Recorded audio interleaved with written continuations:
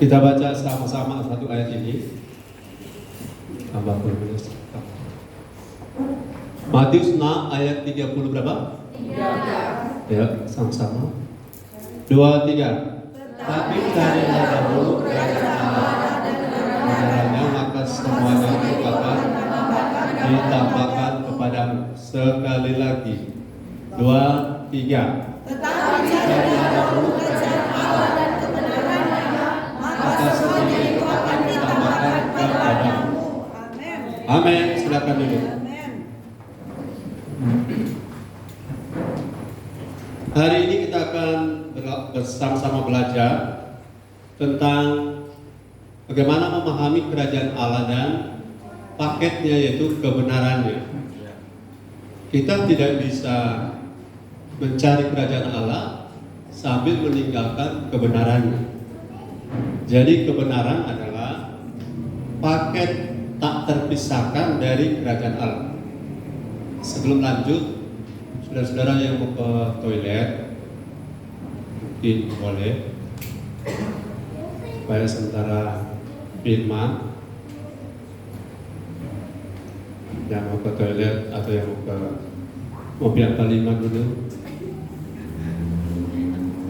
Sebenarnya kita pulang kemarin habis. Maksud saya supaya kita fokus, amin. Jadi memahami kerajaan Allah dan sekaligus memahami kebenarannya itu adalah dua hal yang tidak terpisahkan. Amin.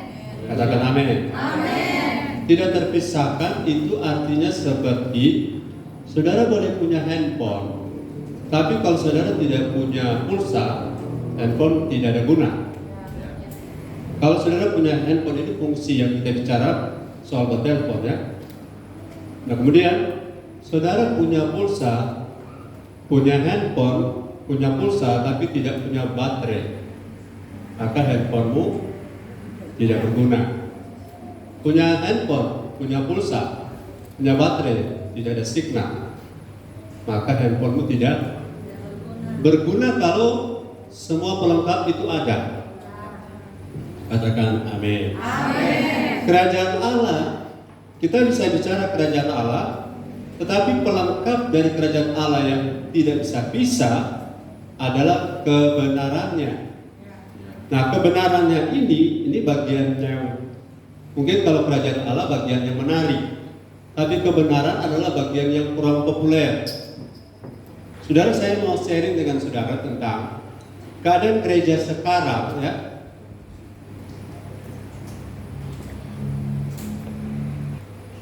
Lambat atau cepat saudara akan melihat perbedaan.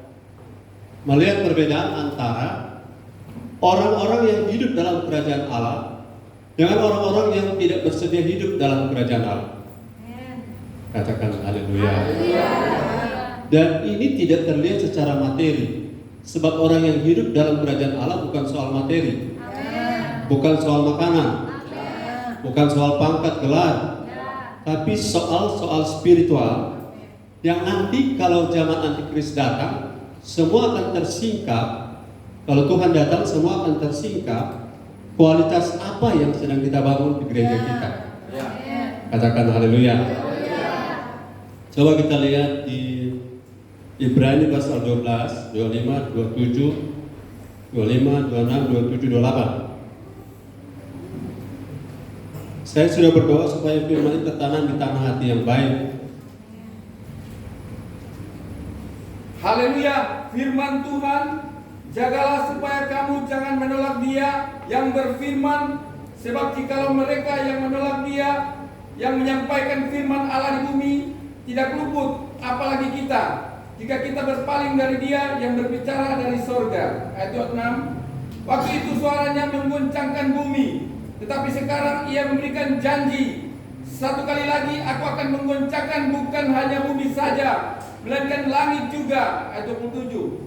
Ungkapan satu kali lagi menunjuk kepada perubahan pada apa yang dapat digoncangkan, karena Ia dijadikan supaya tinggal tetap apa yang tidak tergoncangkan.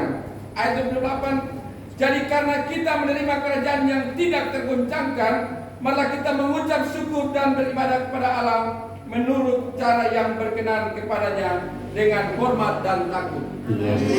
Haleluya. Jadi karena saya dan saudara menerima kerajaan yang tidak tergoncangkan, dan kerajaan yang tidak tergoncangkan adalah kerajaan Allah, sehingga alat atau cara membuktikan bahwa kita sedang beribadah dengan cara kerajaan Allah adalah kita ibadah dengan hormat dan takut. Ini yang sedang kita perjuangkan di gereja ini. Amin. Hormat dan takut. Amin. Sebab begitu saudara ya, saudara tidak mungkin hormat gubernur kalau gubernur sudah ada, baru saudara baru datang. Betul? Janjian sama gubernur, kemudian gubernur sudah lama tunggu, saudara baru tiba. Apakah saudara mendapatkan perkenanan gubernur? Tidak. Tuhan pernah bilang bahwa kerajaan, ini ayatnya, kita menerima kerajaan yang unshakable, kerajaan yang tidak tergoncang. Saudara, analoginya, saudara ada di dalam bahtera dengan di luar bahtera. Dua-dua mengalami air bah, betul? Dua-dua mengalami goncangan, kan? Bahtera juga bergoncang. Tapi walaupun goncangan ada, bahtera tidak tergoncangkan karena ada safety. Kerajaan Allah juga begitu. Kita kan hidup di bumi yang sama, ekonomi sistem yang sama. Kita berhadapan dengan perdagangan yang sama, mata uang yang sama. Mata uang tergoncang, orang kerajaan dunia tergoncang. Kita melihat goncangan itu, kita merasa goncangan itu. Tapi saudara harus yakin kita tidak akan tergoncangkan. Amin. Waktu Elia 3,5 tahun pelabaran Israel, semua orang pada lapar, tapi Elia pagi sore dikirim roti dan daging. Caranya bagaimana? Tuhan punya urusan. Ada banyak orang akan menangis saudara kalau terlambat menyadari bahwa kita harus ada dalam kerajaan Allah, bukan hanya ada dalam gereja. Kerajaan Allah pasti beroperasi dalam gereja, tapi tidak semua gereja ada dalam kerajaan Allah. Lagi, coba saudara ulangi. Kerajaan Allah pasti beroperasi di dalam gereja, tapi dari semua gereja beroperasi dalam Kerajaan Allah ya pasti beroperasi melalui sebuah gereja, tapi tidak setiap gereja itu berada dalam kerajaan Allah. Itulah visi kita menjadi serupa Kristus, karena Kristus adalah raja dari kerajaan Allah. Katakan amin. Jadi saudara, lambat atau cepat seseorang akan memahami, katakan memahami, bahwa kerajaan Allah dan kebenarannya itu adalah sesuatu yang sangat sentralistik bagi gereja. Sekali lagi, kerajaan Allah sudah lama kenal ayatnya, bukan soal makan minum, bukan soal perkataan-perkataan hebat, tapi soal sukacita, damai sejahtera, kebenaran. Tapi intinya adalah kebenaran. Sukacita tanpa kebenaran, sukacita itu tidak tepat. Damai tanpa kebenaran, itu damainya tidak asli. Semua dasarnya harus firman atau kebenaran. Sebab firman adalah kebenaran. Katakan haleluya. Kemudian, apa yang Yesus lakukan sebelum dia naik ke surga? Kisah 1 ayat 3. Kisah 1 ayat 3. Firman Tuhan kepada mereka ia menunjukkan dirinya setelah penderitaannya selesai, dan dengan banyak tanda ia membuktikan bahwa ia hidup. Sebab selama 40 hari ia berulang-ulang menampakkan diri dan berbicara kepada mereka tentang kerajaan Allah. Berulang-ulang Yesus ngomong soal bukan soal gereja ya, tapi soal kerajaan Allah. Gereja ada dalam kerajaan Allah. Tapi kerajaan Allah belum tentu ada dalam sebuah gereja. Tapi kerajaan Allah harus beroperasi melalui sebuah gereja. Jadi lebih tinggi mana, gereja atau kerajaan Allah? Kerajaan Allah. Haleluya. Jadi Yesus berulang-ulang memberitakan tentang kerajaan Allah. Kemudian Matius 13 ayat 44.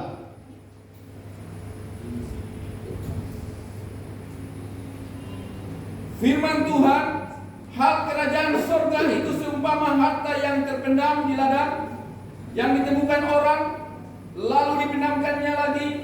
Oleh sebab sukacitanya, pergilah ia menjual seluruh miliknya, lalu membeli ladang itu. Kalau saudara tahu prinsip kerajaan Allah atau kata lain kerajaan surga, seumpama seorang ada di sebuah ladang, kemudian di ladang itu dia menemukan harta karun, ya, harta terpendam. Kemudian oleh sebab sukacita karena harta itu, pergilah ia menjual seluruh miliknya, lalu membeli ladang itu. Kalau saudara mengenal kerajaan Allah, saudara akan punya attitude seperti ini.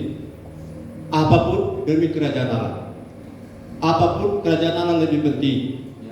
Apapun nilainya, kerajaan Allah lebih tinggi. Itu seperti harta karun. Nah, harta karun ini, kalau saudara temukan harta karun di sebuah ladang itu harganya 1 juta. Saudara punya ladang sendiri harga 10 juta. Tapi di bawah ladang yang 1 juta ada 10 triliun. Saudara bilang, dia nggak usah beli. Nggak usah beli caranya jual yang 10 juta orang punya, beli yang 1 juta itu, karena di dalam 1 juta ada 10 triliun. Tapi kalau orang-orang tidak paham, makanya bedanya, katakan bedanya, yang saya teliti di Alkitab, Tuhan kenapa orang A paham, orang B tidak paham? Kenapa orang A diberitahu kepada orang B tidak diberitahu? Karena betul-betul banyak pendidik yang terpilih. Saya akan tunjukkan pada saudara, ternyata pada akhirnya ada kata, kalau saudara bisa memahami kerajaan Allah, itu adalah sebuah kasih karunia. Haleluya. Saudara bisa paham kerajaan Allah itu adalah sebuah kasih karunia. Dan kalau saudara dapat itu, jangan jual. Amin. Jangan gadaikan. Kalau ada orang tidak bergairah dengan kerajaan Allah, sudahlah, karena memang ini cuma kasih karunia. Cuma kasih karunia. Kalau orang respon, selamat. Orang tidak respon, aman saja, kasih karunia. Toh? Kemudian Matius 22. Oke, terlalu panjang. Yohanes 3 ayat 3 dan 5. Yohanes 3 ini baru undang 2. Yohanes 3 ayat 3 dan 5. Firman Tuhan, Yesus menjawab katanya, aku berkata kepadamu, sesungguhnya jika seorang tidak dilahirkan kembali, ia tidak dapat melihat kerajaan Allah. Ayat yang kelima. Tuh, yang 3 dulu. Saya jelaskan dulu. Saudara mau melihat kerajaan Allah? Mau. Sederhana, harus lahir baru. Sudah percaya Yesus, itu sama dengan lahir baru. Jadi waktu saudara lahir baru, saudara dapat melihat kerajaan Allah. Tapi melihat itu beda dengan masuk. Ayat 5. Ayat 5. Jawab Yesus, aku berkata kepadamu, sesungguhnya jika seorang tidak dilahirkan dari air dan roh, ia tidak dapat masuk ke dalam kerajaan Allah. Ya, katakan melihat. Katakan masuk. Jadi melihat dan masuk adalah dua hal yang berbeda. Jadi kalau saudara melihat kerajaan Allah, puji Tuhan, tapi belum tentu bisa masuk. Karena masuk itu artinya saudara, ayat ini bilang, bersedia dilahirkan, ditahirkan, ditransformasi dengan air dan roh, itu firman dan Roh Kudus. Itu jalan. Jadi kalau ada orang tanya, saya suka masuk dalam kerajaan Allah, bagaimana cara? Pertama lahir baru dulu. Karena kalau tidak lahir baru tidak bisa melihat. Saudara bisa salah masuk kerajaan kalau tidak lahir baru. Setelah lihat, maka saudara harus bagaimana cara masuk dalam kerajaan Allah? Harus bersedia ditransformasi oleh firman kerajaan Allah. Yesus beritakan Injil kemana-mana. Dia beritakan apa? Injil kerajaan Allah, bukan Injil keselamatan saja. Injil keselamatan, kamu berdosa, bertobat, kamu mati, sorga. Tapi Injil kerajaan Allah adalah hidup yang ditransformasi dari sehari ke sehari, makin serupa Dia. Amin. Dan kalau saudara lihat di Injil yang lain yang saya tunjukkan, bahwa Yesus itu tidak memberitakan Injil keselamatan saja, tapi Dia memberitakan 40 hari berulang-ulang tentang kerajaan Allah. Oke, mari kita lihat kebenaran yang pertama yang harus saudara dan saya pahami soal kerajaan Allah adalah kerajaan Allah dinyatakan oleh Allah kepada kita, ya. Tetapi kita harus berusaha mencarinya. Halo. Kita harus berusaha mencarinya. Saudara jangan berharap banyak pada seseorang yang kalau ibadah tinggal didorong-dorong. Tidak usah berharap banyak. Kalau pelayanan tinggal didorong-dorong, tidak tinggal diingat-ingatkan, karena dari hatinya tidak ada keinginan mencari. Karena saudara akan capek. Sama seperti saudara memimpin seekor keledai misalnya. Saudara akan cambuk dia, lama-lama dia, kalau keledai tidak ada tanduk, dia akan tendang kita gara-gara dia tidak mau, kita yang paksa. Jangan paksa orang tidak mau, karena saudara akan capek sendiri. Tapi kalau orang mau, dia akan tanya, dia akan cari, katakan cari. Nah, ayat ini terkenal sekali. Ayo kita tidak baca, tidak lihat teksnya, baca sama-sama di imajinasi. Matius 6:33, 23.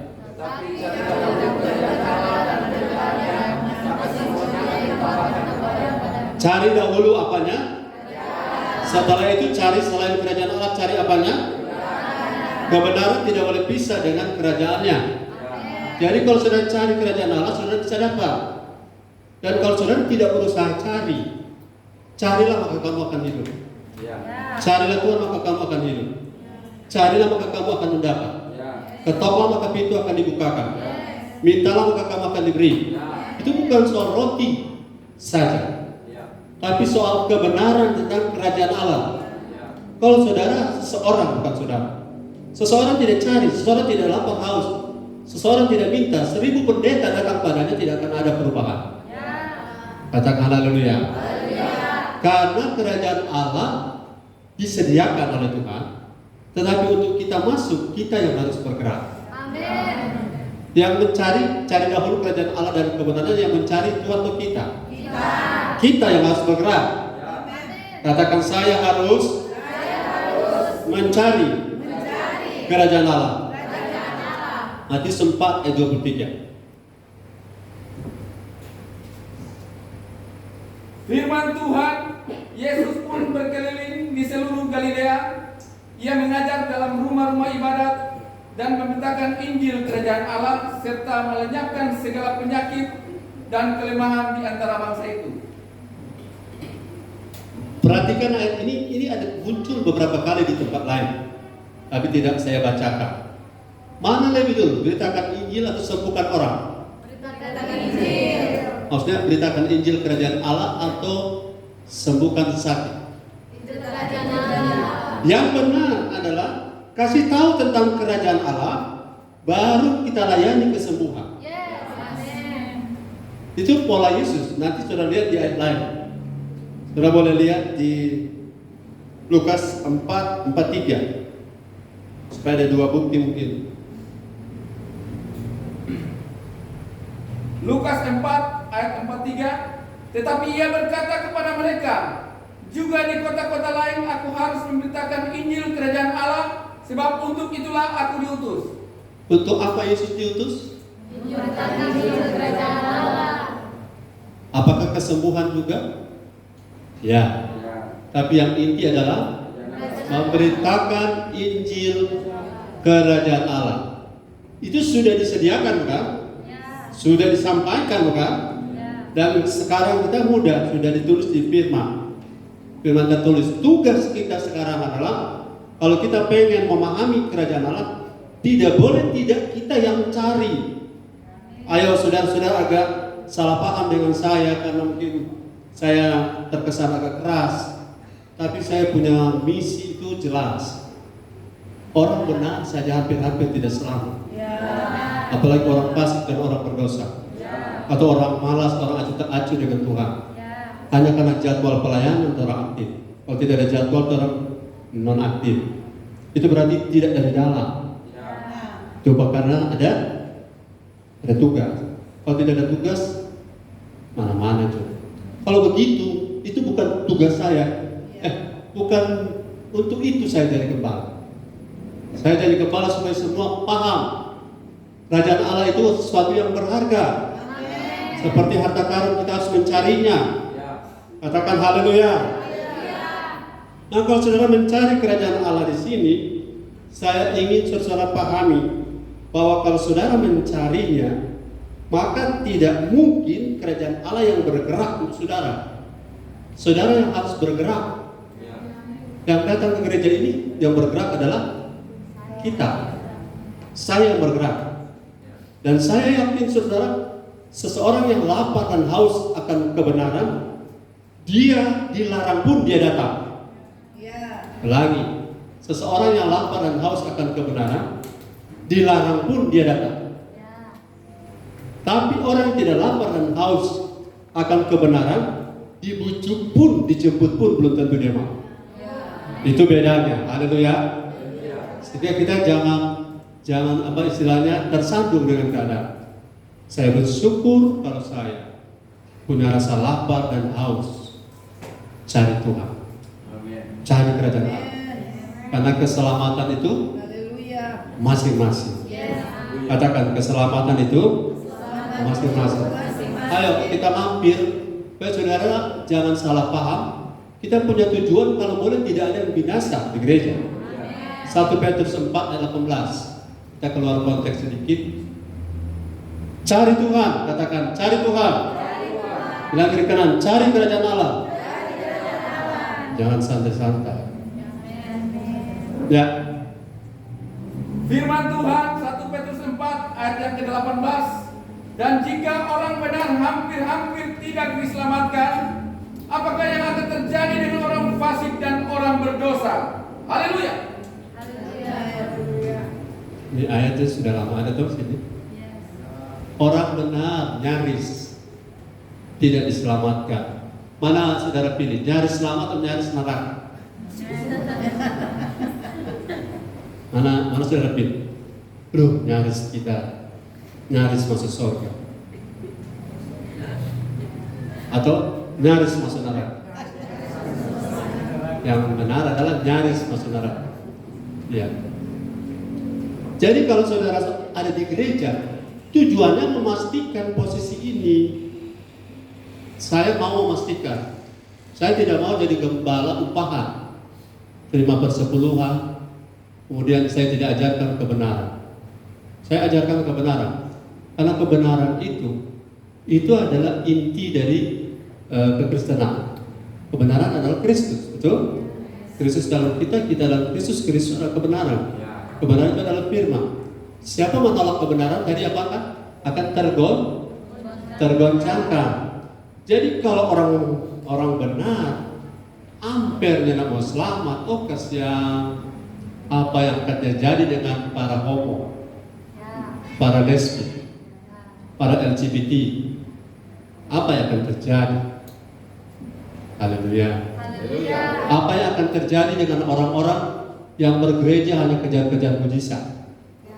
Apa yang akan terjadi?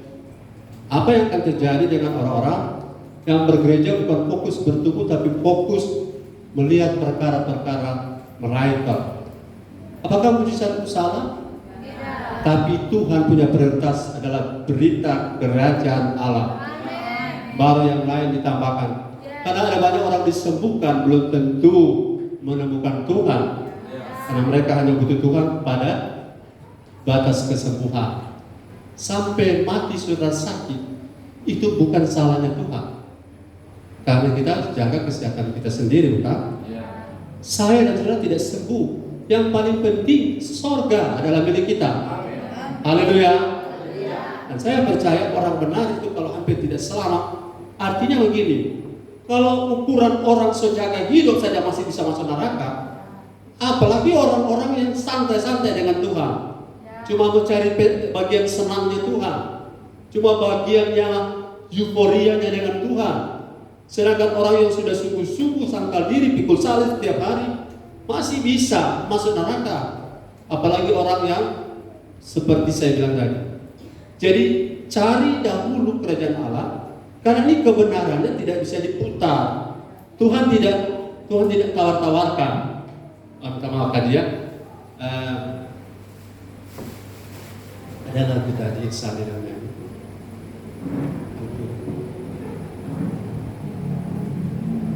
Nanti joget. Karena dia mau panjang itu cerita.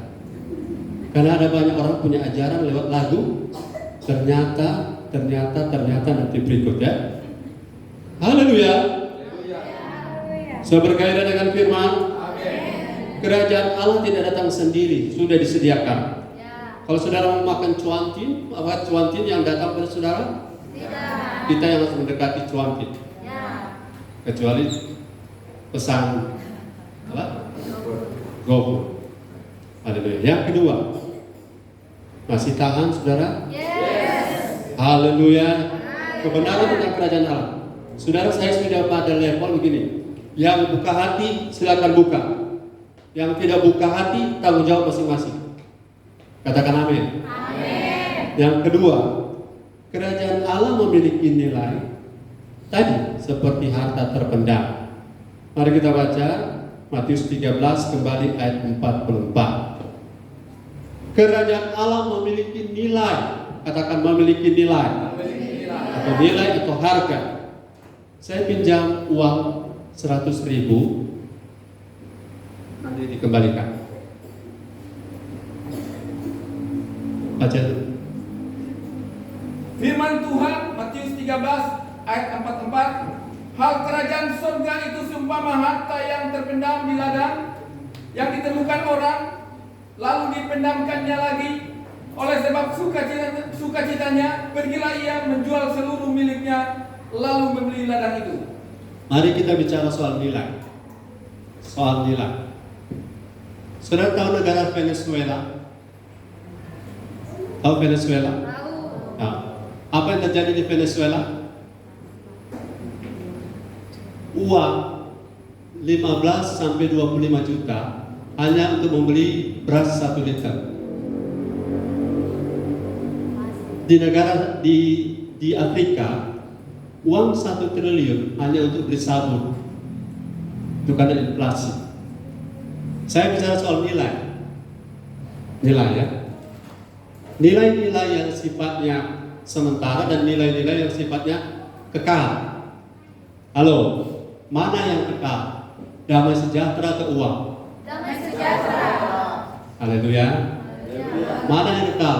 Materi atau perkenanan? Kalau saudara dapat materi satu saat, yang namanya materi bisa turun harga. Kalau saudara beli emas, harganya naik terus. Tapi kalau saudara beli sepeda listrik, turun. Kalau saudara beli handphone, jam sekarang 11:30, saudara jual jam 11:30, harganya naik ke turun? Itu nilai turun. Kerajaan Allah tidak pernah menurun nilainya. Dia lebih daripada segala sesuatu. Sebabnya di mana hartamu berada, di situ pasti hatimu. Kalau kerajaan Allah adalah hartamu yang paling berharga, pasti hatimu di situ. Katakan haleluya. Saya bilang tadi pinjam uang 100.000.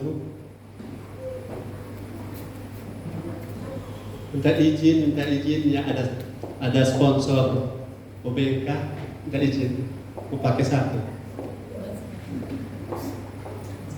OBK.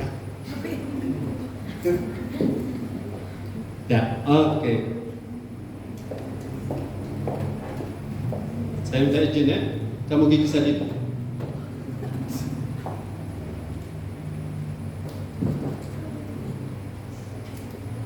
Ini ada harga? Ada. Ini ada harga? Ini ada nilai? Ini ada nilai? Ada. Oke. Kalau ini, minta maaf, sponsor.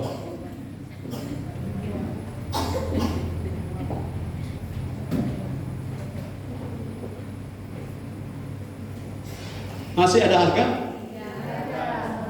Apalagi? Saya sendiri tidak tahu. Tidak ada. Dan sebelah kan kartu sih. Kalau ini ada harga? Ada. Ada nilai? Ada. Ini 100 tahun ke depan akan dicari sebagai uang. Uang apa? Uang kuno. Uang jatuh. Terus uang ini berapa? 100.000. Kalau dia jatuh, dia tetap 100.000. Ya. Kalau dia injak, tetap 100.000. Ya. Kecuali robek. Kalau ada robek, pemerintah tanggung. Betul? BI akan ganti. Jadi yang namanya bernilai, kalau kerajaan Allah dan kemudian kerajaan dunia, apa artinya seorang memperoleh seluruh dunia, tapi kehilangan nyawanya? Haleluya. Jadi artinya kerajaan Allah itu soal keselamatan roh, jiwa, dan tubuh. Tapi kalau kerajaan dunia cuma keselamatan jiwa dan tubuh. Takutlah kepada orang yang dapat membunuh baik tubuh, jiwa maupun roh. Kalau dunia bisa membunuh sampai hanya pada tubuh. Tapi kalau kerajaan Allah membunuh sampai rohmu. Mana lebih bernilai? Haleluya. Jadi kerajaan Allah itu kita cari karena dia berharga.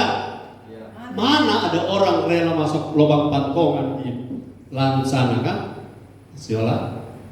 Masuk di lubang cuma rupa lubang pipa air. Orang masuk basuh susu, nafas cuma satu-satu. Pakai lilin, mati lilin. Toki mencari orang.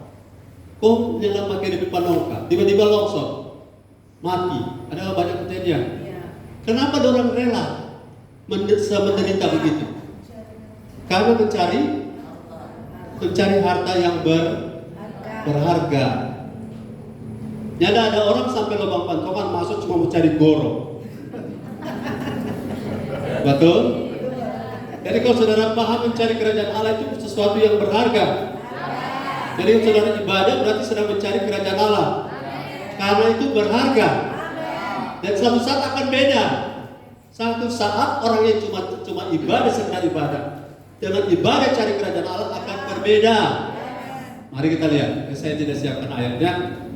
Maliaki 3 ayat 18 kalau tidak salah. Supaya jangan anggap ibadah itu biasa. Jangan anggap cari Tuhan itu biasa. Pelayanan itu biasa. Di mana-mana juga kalau ada pelayanan, ya. Tapi yang kita cari sesuatu yang bernilai.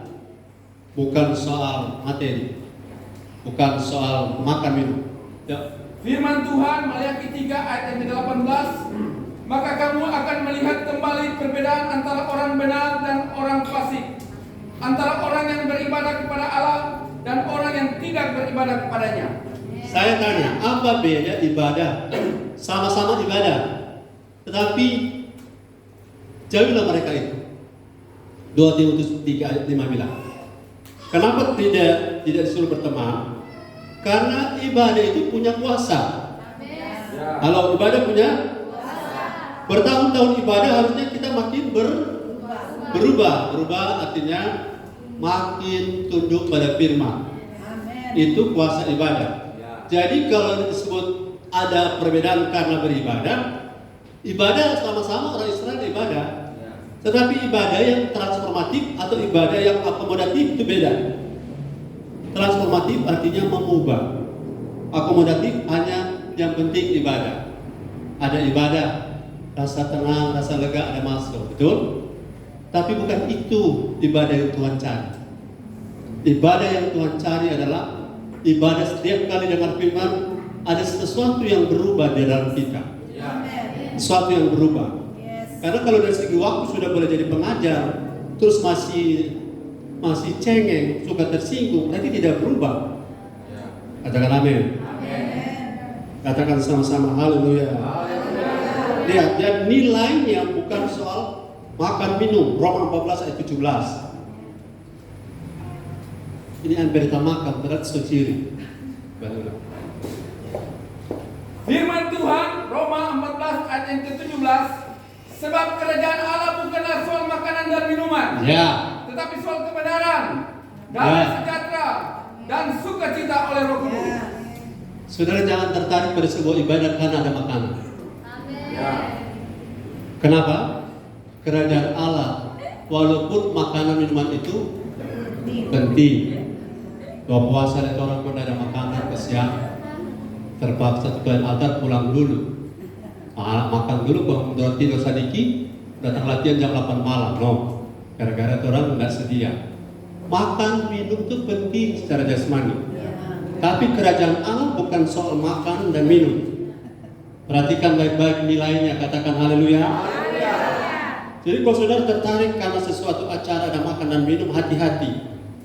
Kalau saudara pergi ke pesta lebih bergairah daripada pergi ibadah karena ibadah tidak ada makanan, maka itu adalah sebuah disorienting, suatu yang salah.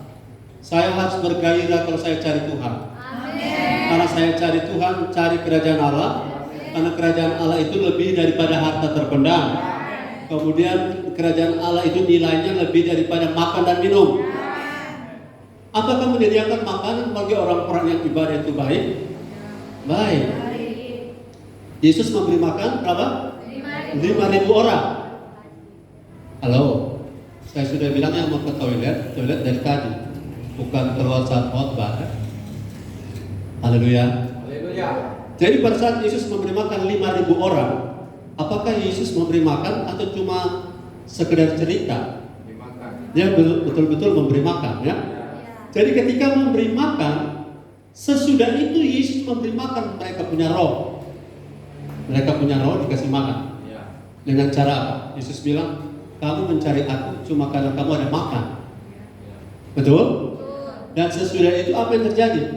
Maka banyak murid-murid mengundurkan diri. Betul? Lihat Yohanes pasal 6 ayat yang ke-60. Saya yakin gereja ini akan makin dibersihkan. Amin. Katakan haleluya. Yohanes 6 ayat yang ke-60, sesudah mendengar semuanya itu, banyak dari murid-murid Yesus yang berkata, perkataan ini keras, siapakah yang sanggup mendengarkannya? 66. Mulai dari waktu itu banyak murid-muridnya mengundurkan diri dan tidak lagi mengikuti dia. Yes. Haleluya. Haleluya. 67. Maka kata Yesus kepada ke-12 muridnya, apakah kamu tidak mau pergi juga?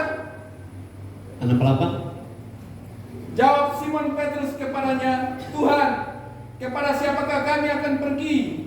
Perkataanmu adalah perkataan hidup yang kekal. Ya, perkataanmu keras, tapi perkataanmu adalah kehidupan dan perkataan yang membuat kami kekal. Amin. Haleluya. Jadi kerajaan Allah yang kita cari nilainya bukan soal makan dan minum, bukan soal materi, tetapi ada seperti nilainya seperti sebuah harta karun yang terpendam di dalamnya. Haleluya.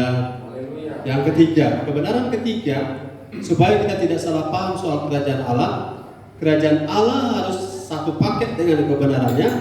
Yang ketiga, kerajaan Allah memiliki agenda kehendak yang berpusat pada agenda Bapa. Yang punya kerajaan Allah adalah Bapa, katakan. Yang punya kerajaan Allah adalah Bapa. Matius 7:21 mengatakan begini. Firman Tuhan, bukan setiap orang yang berseru kepadaku, Tuhan, Tuhan, akan masuk ke dalam kerajaan sorga, melainkan dia yang melakukan kehendak Bapakku yang di sorga. Melainkan dia yang melakukan apa? Atau kata lain, melakukan agenda Bapakku yang di sorga. Saudara-saudara, apapun yang terjadi, Indonesia punya agenda sendiri, Amerika punya agenda sendiri, dan kita orang Indonesia harus dukung agenda Indonesia. Dan kita anggota kerajaan Allah harus dukung agenda kerajaan Allah. Kerajaan Allah adalah, dia punya tujuan sudah jelas.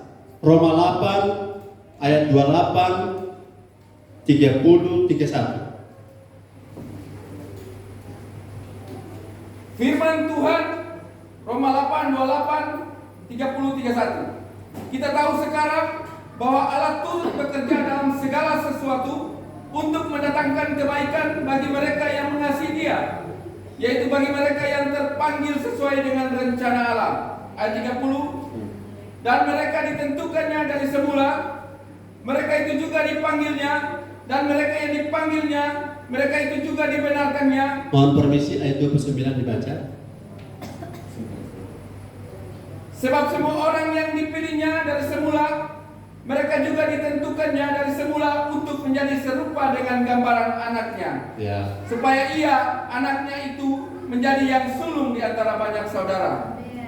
Ayat 30. Dan mereka yang ditentukannya dari semula, mereka itu juga dipanggilnya, dan mereka yang dipanggilnya, mereka itu juga dibenarkannya, dan mereka yang dibenarkannya, mereka itu juga dimuliakannya. 31. Sebab itu apakah yang akan kita katakan tentang semuanya itu? Jika Allah di pihak kita, siapakah yang akan melawan kita? Katakan amin. Amin. Ini ayat 31, sudah lama ayat ini ada. Dan jika Allah di pihak kita, ini ayat yang sangat terkenal yang dipakai. Jika Allah di pihak kita, jika Allah di pihak kita, siapa dapat melawan? Kita lebih dari pemenang. Ingat baik-baik, di pasal aslinya itu Alkitab tidak punya pasal, tidak punya nomor.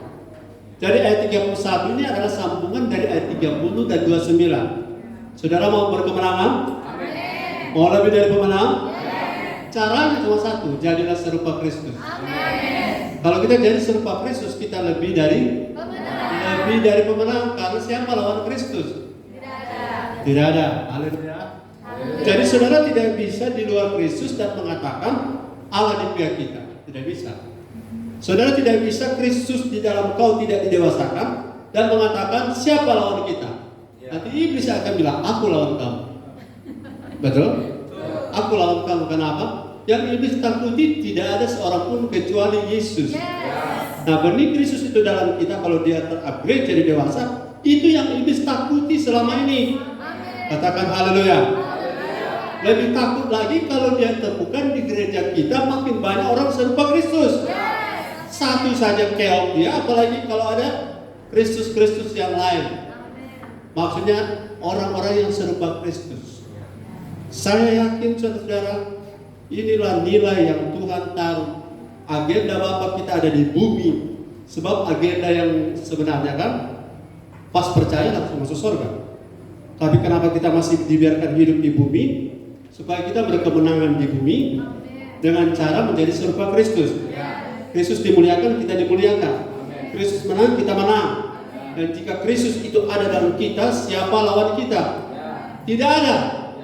Ini prinsip dari ayat 31. Jadi kalau saudara di kerajaan Allah, ingat agenda Bapa bukan untuk diberkati saja. Agenda Bapa bukan untuk dipakai Tuhan saja. Bukan untuk melihat mujizat Tuhan saja. Tapi semua itu adalah sarana untuk menjadikan kita serupa Kristus. Sebab serupa Kristus pasti ada mujizat. Serupa Kristus pasti ada berkat. Serupa Kristus pasti saudara akan mendapatkan jawaban-jawaban doa. Dan hebatnya serupa Kristus, tidak ada iblis yang bisa melawan kita. Tidak ada kekuatan dari neraka Allah mau berkuasa atas kita. Tidak ada. Saya yakin sudah pegang firman ini dan saudara akan mengalami kemenangan. Karena pekerjaan dari iblis sudah dikalahkan.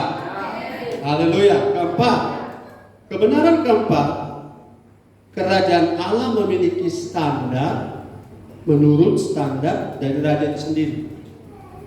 Ada satu cerita, saya mohon saudara sabar, ikuti baik-baik cerita ini dan saudara pahami ayat 1 sampai 14 Matius 22.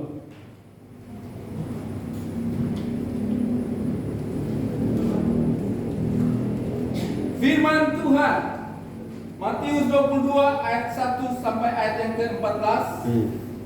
Lalu Yesus berbicara pula dalam perumpamaan kepada mereka, hal kerajaan sorga seumpama seorang raja yang mengadakan perjamuan kawin untuk anaknya.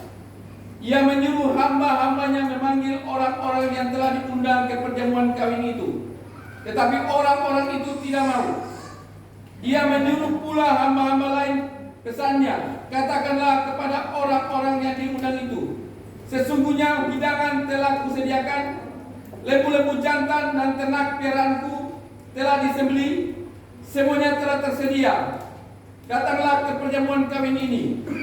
Tetapi orang-orang yang diundang itu tidak mengindahkannya. Ada yang pergi ke ladangnya, ada yang pergi mengurus usahanya, Ya. Lanjut. dan yang lain menangkap hamba-hambanya itu, menyiksanya dan membunuhnya. 7. Maka murkalah raja itu, lalu menyuruh pasukannya ke sana untuk membinasakan pembunuh-pembunuh itu dan membakar kota mereka. 8. Sesudah itu ia berkata kepada hamba-hambanya, perjamuan kawin telah tersedia, tetapi orang-orang yang diundang tadi tidak layak untuk itu. Ya. Sebab itu pergilah ke persimpangan-persimpangan jalan. Perhatikan baik, ini adalah sebuah sisi kemurahan hati dari seorang raja. Sebab itu pergilah ke persimpangan jalan dan undanglah setiap orang yang kamu jumpai di sana ke perjamuan kawin itu. 10. Maka pergilah hamba-hamba itu dan mereka mengumpulkan semua orang yang dijumpainya di jalan-jalan, orang-orang jahat dan orang-orang baik, sehingga penuhlah ruangan perjamuan kawin itu. Ini adalah kemurahan, bukan? Ya. Ya, ayat 11. Ketika raja itu masuk untuk bertemu dengan tamu-tamu itu, Ya. ia melihat seorang yang tidak berpakaian pesta. Ya. Ayat 12, ia berkata kepadanya, hai saudara, bagaimana engkau masuk kemari dengan tidak mengenakan pakaian pesta? Tetapi orang itu diam saja. Ayat 13, lalu kata raja itu kepada hamba-hambanya, ikatlah kaki dan tangannya dan campakkanlah orang itu ke dalam kegelapan yang paling gelap. Di sanalah akan terdapat ratap dan ketak gigi. Ayat 14, sebab banyak yang dipanggil tetapi sedikit yang terpilih. Yes. Yang dipilih. Ada banyak orang akan masuk dalam kerajaan Allah oleh karena kemurahan dari raja itu, bukan? Orang jahat, orang timpang, orang cacat, orang buta, semua boleh karena yang diundang asli menolak. Dan mereka diundang siapa saja. Tapi saya perhatikan setelah masuk dalam pesta raja itu, ada sebuah aturan yang raja itu tetapkan. Kalau masuk di pesta Tuhan harus ganti baju. Tapi ada satu orang tidak menggunakan pakaian pesta. Artinya diundang ke pesta adalah sebuah kemurahan. Tapi mengikuti sebuah aturan dalam pesta adalah keharusan.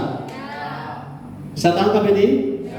Jadi ketika kita ada dalam kerajaan Allah, kita tidak boleh mengatur diri sendiri. Kita harus mengikuti aturan siapa yang punya kerajaan itu. Katakan haleluya.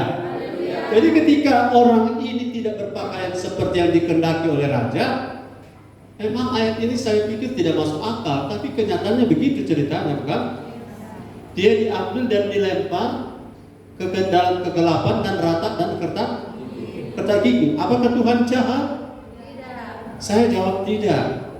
Tapi Tuhan mau kita kalau ada kerajaan Allah, ikuti apa yang Tuhan mau. Bukan ikuti apa yang kita mau. Kalau kita ikuti kan sudah dapat kemurahan, kita boleh diundang, kan? Masuknya saja kita jadi orang percaya, orang Kristen, anak Allah itu kemurahan. Tapi setelah kita ada di dalam, perhatikan baik, apakah di dalam kerajaan Allah masih ada orang berbuat jahat? Nah, kita lihat ayatnya ya. Matius 13 ayat 44.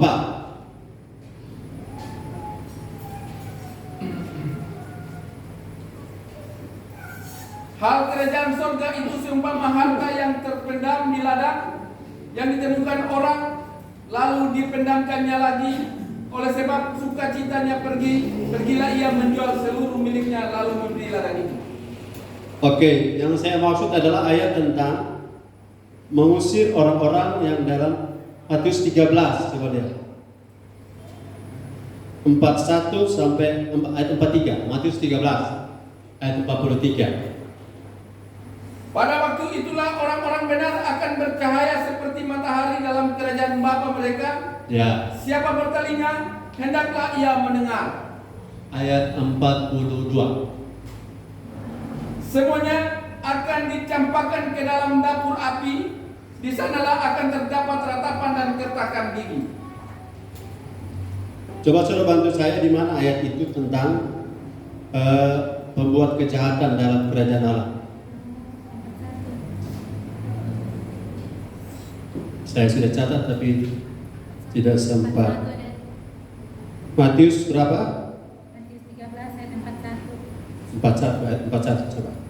Firman Tuhan, Anak manusia akan menyuruh malaikat-malaikatnya, dan mereka akan mengumpulkan segala sesuatu yang menyesatkan dan semua orang yang melakukan kejahatan dari dalam kerajaannya. 42. Semuanya akan dicampakkan ke dalam dapur api. Di sanalah akan terdapat ratapan dan kertakan gigi. Yes. Jadi saudara jelas bahwa sudah masuk dalam kerajaan Allah. Itu ayat yang saya tunjukkan tadi. Sedangkan orang benar hampir-hampir tidak selamat. Orang sudah masuk dalam kerajaan Allah, itu masih dianggap dapat berbuat kejahatan dan akan dicampakkan ke dalam dapur api. Di sanalah akan terdapat ratap dan kerta gigi. Jadi saya ingin saudara pahami, ada dalam kerajaan Allah itu bukan main-main. Katakan bukan main-main. Kita mesti serius karena Tuhan yang adalah Raja di dalamnya. Dia memiliki aturan menurut aturannya dia, bukan menurut aturannya kita. Dan yang terakhir saudara, saya langsung lompat. Tadi poin berapa? 4. Saya kasih 5 saja ya. Yang terakhir saudara, mari kita lihat Lukas 8 ayat 10. Lukas 8 ayat 10. Firman Tuhan, Lukas 8 ayat 10. Lalu ia menjawab, kepadamu diberi karunia untuk mengetahui rahasia kerajaan Allah, tetapi kepada orang-orang lain hal itu diberitakan dalam perumpamaan, supaya sekalipun memandang mereka tidak melihat, dan sekalipun mendengar mereka tidak mengerti. Lukas 14 Lukas 8 ayat 10 tadi jelas bahwa kerajaan Allah diberitakan, dan ini adalah sebuah kasih karunia. Kasih karunia, kalau saudara paham, haleluya. Kalau saya paham, puji Tuhan. Karena orang lain walaupun melihat, walaupun mendengar, tetapi tidak mengerti. Kenapa tidak mengerti? Tadi jenis tanah ada berapa? 4. Tanah hati di tepi jalan. So dengar firman harus fokus. 2. Dengar firman, hati tidak boleh dikeraskan. Dengar firman, tidak boleh dikukui oleh kekhawatiran. Dengar firman harus tanah yang baik. Karena 3 tanah yang pertama, walaupun mendengar tidak akan pernah mengerti. Dan kalau saudara mendengar dan mengerti, itulah sebuah kasih karunia. Dan kasih karunia ini hanya jatuh pada orang yang mau buka hati. Karena 4 jenis tanah sama-sama kan dapat benih yang sama. 4 jenis tanah dapat makanan yang sama. Tetapi hanya tanah jenis keempat yang berbuah 30, 60, 100 kali lipat. Saya berharap kita ada di jenis tanah yang keempat. Katakan amin. Jenis tanah yang keempat, tanah yang baik, tanah yang lembut. Sudah tahu apa arti kata lemah lembut? Terimalah firman dengan lemah lembut. Apa arti lemah lembut? Mudah dibentuk, mudah diarahkan, mudah diberitahu, mudah dikoreksi. Selain daripada itu, tanah akan seperti batu, dan firman sebaik apapun tidak akan pernah efektif. Dan saya percaya kita semua diberkati oleh Tuhan. Yang diberkati katakan haleluya. Mari saya berdoa, saudara angkat tangan. Hamba berdoa untuk setiap jemaah. Benih yang tertabur hari ini tertabur di tanah hati yang baik. Hamba berdoa sikarabata karabayase. Setiap roh yang menghalangi firman ini bertumbuh, hamba usir dalam nama Yesus. Dalam nama Yesus. Dalam nama Yesus. Agar benih ini tidak dicuri oleh iblis. Agar benih ini tidak mati oleh sinar terik matahari. Agar benih ini tidak mati oleh dikungkung oleh kekhawatiran semak duri dunia ini. Tapi benih ini bertumbuh di tanah yang baik. Bahwa kerajaan Allah itu penting. Kerajaan Allah itu kami harus kejar, kami cari. Kerajaan Allah memiliki nilai yang tak terhingga harganya. Dan kerajaan Allah itu adalah Allah sendiri yang punya aturan di dalamnya. Dan kami kalau terima kerajaan Allah, kami paham ini adalah sebuah kasih karunia. Terima kasih Bapa. Dalam nama Yesus kami berdoa. Haleluya. Semua yang percaya katakan amin. Kembali.